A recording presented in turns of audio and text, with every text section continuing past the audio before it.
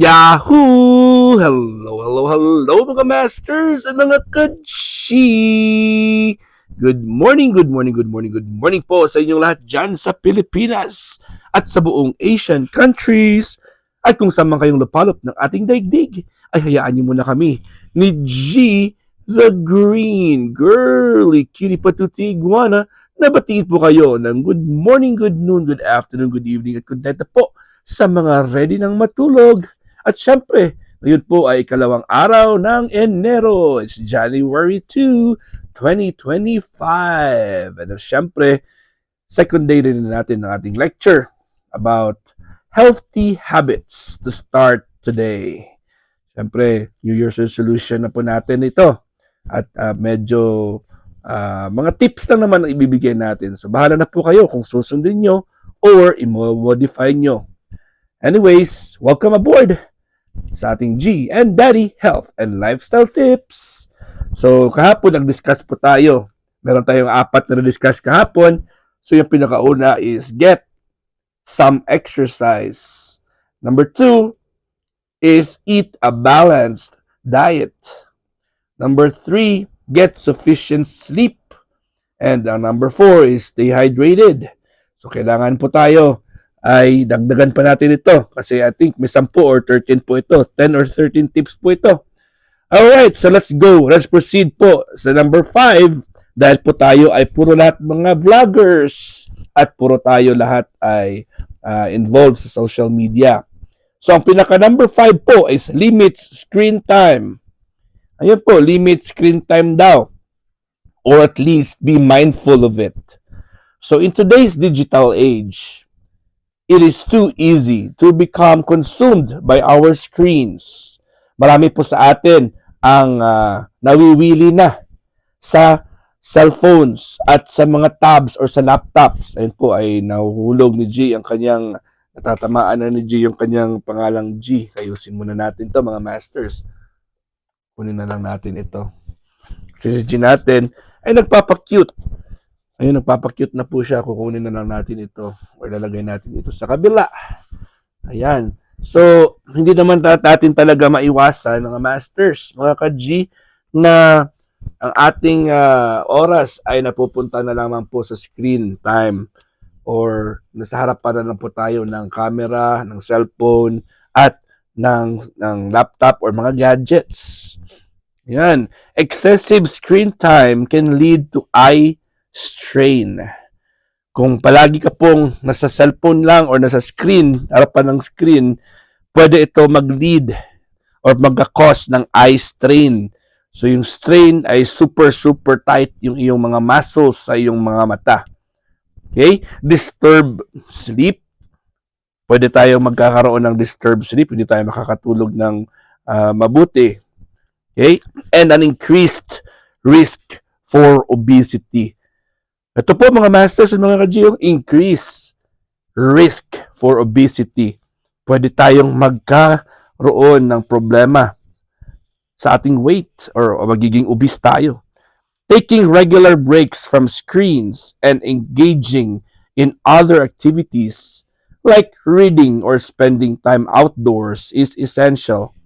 So mas maganda po, aside po from just playing in front of your screen or your cell phones or televisions or iPads or laptops or whatever gadgets you have, mas maganda po mga masters and mga ka-G na lumabas-labas din po tayo.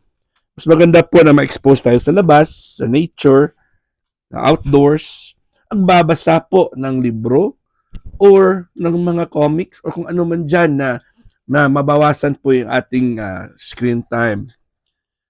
Ayan. So, mababawasan po ang screen time. Siyempre, essential po yan kasi kailangan, especially po sa mga bata. Set aside specific times for non-screen activities every day. So, gagawa po tayo ng activities na, or kung araw-araw na lang po kayo nasa harapan ng inyong mga gadgets, gagawa po kayo ng mga activities kung saan po kayo ay dapat ay maiwasan po ang pagharap sa inyong mga gadgets. Okay? So, kasi meron tayong tinatawag na blue light na yun po ang sa harapan po, pag palagi tayo pong nakaharap sa ating mga gadgets, yung screen po ay nag-i-emit po yan ng blue light. So, kailangan po natin, pwede rin kung gusto nyo, ay gumamit tayo na tinatawag na blue light glasses. Blue light glasses or use screen filters sa gabi. So, sa gabi po, pwede tayong gumamit ng screen filters. Meron po yung parang film na tinatabon lang po, ilinalagay, pinapatong po sa iyong screen ng iyong cellphones or ng kanyang laptop or yung inyong monitors o kung ano man yung gadgets or TV. Diba? So, remember to follow the 20-20-20 rule. Ito po mga masters and mga ka-G, meron tayong tinatawag palang 20-20-20 rule. Ano po yung 20-20-20 rule? So, every 20 minutes, look at something 20 feet away for at least 20 seconds. Ayun po, bago naman ito. Pag-break, every 20 minutes po. Every 20 minutes, tigilan mo na yung pagharap sa cellphones at maghanap po ng isang bagay o isang wall or isang object na 20 feet away. 20 feet away po. Yung kalayuan niya is 20 feet na malayo sa'yo. And then, gawin mo yan for 20 seconds. Ayan, bago na naman ito. Try nyo po ito ha. 20-20-20 rule. 20 minutes, every 20 minutes, tigilan nyo po ang pagharap sa inyong gadgets. Hanap kayo ng 20 feet away na object, doon kayo titingin for 20 seconds. That's the 20-20-20 rule. O, diba? Bago naman tayo nalalaman na yun. Number 6. Ano po number 6 po? Socialize with friends and family. Ayan po, importante din po ito mga masters and mga ka-G. Socialize with friends and family. Humans thrive on social connection. Natural, tayo po ay kailangan makipag-socialize sa ibang tao. Hindi po pwedeng nasa loob lang tayo ng kwarto o nasa loob lang tayo ng isang sulok na wala tayong kinakausap. Kailangan natin yung socialization skills. So, diba? Building and maintaining positive relationships can provide a sense of belonging and boost mental health and longevity. Ito po, tandaan po natin, no man is an island, mga masters. I still believe in that phrase. So, kailangan magbi-build po tayo ng positive relationships sa ibang tao. Dahil po ang ibang tao, sila po at mag-socialize po tayo sa ibang tao and we develop a sense of belongingness. O, katulad natin dito ngayon sa Bahay Kulitan or kung anong team ka man ngayon, o, diba? Meron tayong sense of belongingness sa ating sariling team.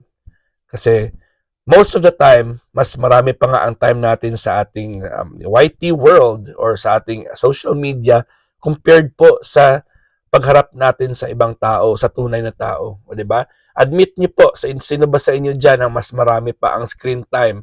Mas mahaba pa ang screen time compared po sa time na nag-spend kayo sa inyong mga friends or family members. Lalo na sa mga single dyan or sa mga OFW na malayo po sa kanilang mga pamilya. Diba? So, yun po, that's the truth. Kailangan po natin yan tanggapin, diba? Mga masters and mga ka-G.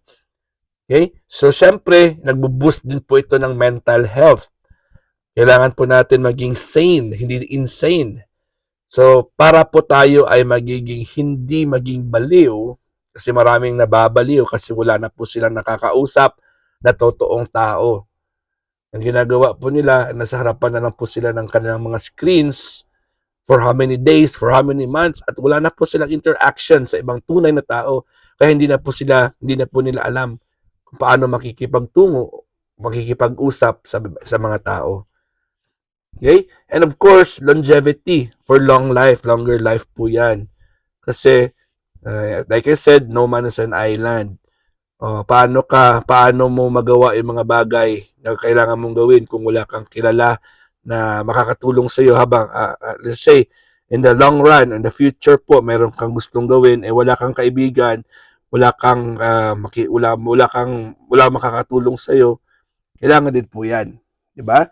By prioritizing quality time with family and friends, engaging in meaningful conversations, kailangan po talaga tayo makipag-usap sa ibang tao, makipag-communicate at makipag-conversation sa ibang tao, and participating in social activities. Kailangan din natin makipag-socialize sa ibang tao physically. Okay? You can enhance your mental and emotional well-being. Prioritize face-to-face interactions. Join clubs, di ba? Clubs, mga grupo-grupo, attend workshops, or simply engage in regular catch-ups with loved ones. Makipag-reunion, magbisita ka sa bahay ng mga lola, lolo, or sa mga friends mo, or sa mga kaibigan mo, di ba? Na kailangan mo na hindi mo pa na-meet for a long time. Importante po yan. If you feel disconnected from your people, reach out and ask to make plans. Ayun, makipag-connect. Importante po yan. It's okay to ask for what you need. Okay? Look to deepen your friendships. Yun, kailangan po talaga na tayo ay makipag-connect sa totoong tao. At mga tao talaga, hindi robot, hindi mechanical, at hindi po gadgets. Ayun po mga masters and mga ka-G, natapos na naman tayo sa ating episode for today, January 2, 2025. Again, this is your one and only Master Worm and G, the Green Girly Cutie Patuti Iguana. Kita-kits tayo mamaya sa ating Premier Marathon sa Baikulitan. And of course, this is your one and only Master Worm. God is great. Yahoo!